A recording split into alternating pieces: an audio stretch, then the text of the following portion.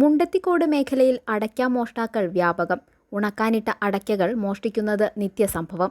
വ്യാപാരി സൂക്ഷിച്ച ചാക്ക് കണക്കിന് അടയ്ക്ക കള്ളന്മാർ കവർന്നു. മുണ്ടത്തിക്കോട് സെന്ററിന് സമീപത്തെ പറമ്പിൽ ഉണക്കാൻ സൂക്ഷിച്ച അടയ്ക്കകളാണ് രാത്രിയുടെ മറവിൽ വിവിധ ദിവസങ്ങളിലായി നഷ്ടപ്പെട്ടത്. അടയ്ക്ക വ്യാപാരിയായ പുലിക്കോട്ടിൽ വീട്ടിൽ സേവ്യറാണ് മോഷ്ടാക്കളെ കൊണ്ട് പൊറുതിമുട്ടിയത്.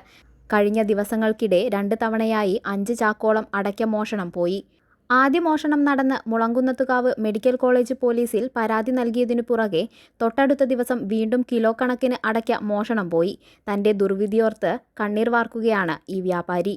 അതിനിടെ മേഖലയിലെ വിവിധ കൃഷിയിടങ്ങളിൽ നിന്നും അടയ്ക്ക മോഷണം പോകുന്നത് പതിവാണെന്നും വിവരങ്ങളുണ്ട്. അടയ്ക്ക മോഷ്ടാക്കളെ വലയിലാക്കാൻ പോലീസ് അതിവേഗം നടപടികൾ സ്വീകരിക്കണമെന്നാണ് നാട്ടുകാരുടെ ആവശ്യം. ഉണക്കാട്ടിരുന്ന അടയ്ക്ക 2 ദിവസങ്ങളായിട്ട് ഏകദേശം 5 ചാക്ക് അടയ്ക്ക നഷ്ടപ്പെട്ടു. അപ്പോൾ നഷ്ടപ്പെട്ടപ്പോൾ പണിക്ക് പോലീസിൽ പരാതി കൊടുത്തിരുന്നു. ഏകദേശം ഒരു രാത്രി 12 മണിക്ക് ശേഷം അറിഞ്ഞത്.